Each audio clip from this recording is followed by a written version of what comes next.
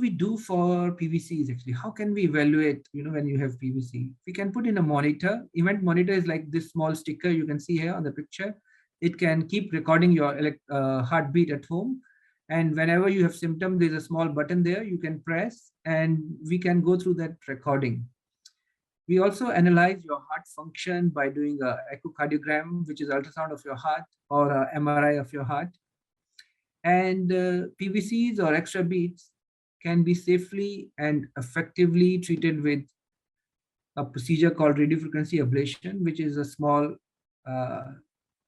minimally invasive surgery that can correct or take care of these extra beats. Sometimes we can give you medicine to suppress these extra beats, depending on your preference. So if you feel that you want to get rid of this problem and you don't mind going for a procedure, it can be safely done with very good efficacy. The second arrhythmia I'm going to talk about, which can cause palpitation and is very common, is called atrial fibrillation. So you just saw a normal beating heart. I showed you the animation a while ago, but here you can see the heartbeat is very chaotic, very disorganized. And heart is, instead of contracting, it's actually quivering, like shaking only. That is why it is called atrial fibrillation. And in atrial fibrillation, your actually rhythm, instead of coming from your natural pacemaker sinus node here, it starts from the left chamber. And as you can see, it runs, the electric current in your heart runs in a very disorganized way. So this very disorganized kind of heartbeat, actually you feel that your heartbeat is all over the place. You feel that your heart palpitation is feeling like your heartbeat is fast but not regular.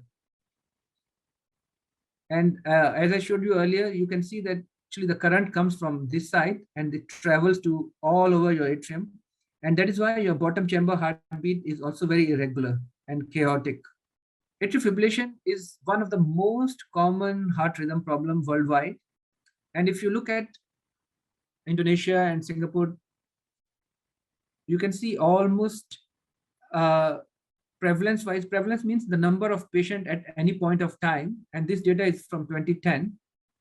For every 100,000 patients, there is about 400 to 500 AF patients in the population. So, and this may be underestimation, because if you look at US data, the prevalence is much higher, almost 700 to 770 patients per 100,000 of population at any point of time have atrial fibrillation. So as I mentioned, our region, Indonesia and Singapore, the prevalence is about 400 to 475 per 100,000 population. So who is at risk of developing or having atrial fibrillation? Advanced age is a risk factor. That means the older you are, the higher chances of having atrial fibrillation. High blood pressure is one of the reasons to get atrial fibrillation. Diabetes, obesity or overweight. People who have underlying heart problem like valve disease or previous heart attack or heart failure are also more prone to develop atrial fibrillation. Patients who have obstructive sleep apnea, that means their sleep is disturbed, they snore a lot during sleep, and they stop breathing during their sleep, sometimes are at high risk of getting atrial fibrillation. Having a family member with AF increases your chances of atrial fibrillation. Excessive alcohol intake can predispose you to atrial fibrillation.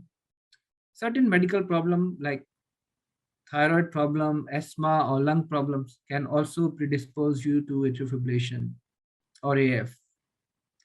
And what exactly you feel when you go into AF? You feel your heartbeat is very rapid. You can feel fluttering or pounding in your chest. And this sensation can be present in your neck as well. And as I mentioned earlier, you might feel that your heartbeat is all over the place. You might feel tired, fatigued. Sometimes it is associated with chest pain, difficulty breathing, or easily getting tired or short of breath with activity, lightheadedness or dizziness. Sweating means cold sweats. of fainting or loss of consciousness or near fainting.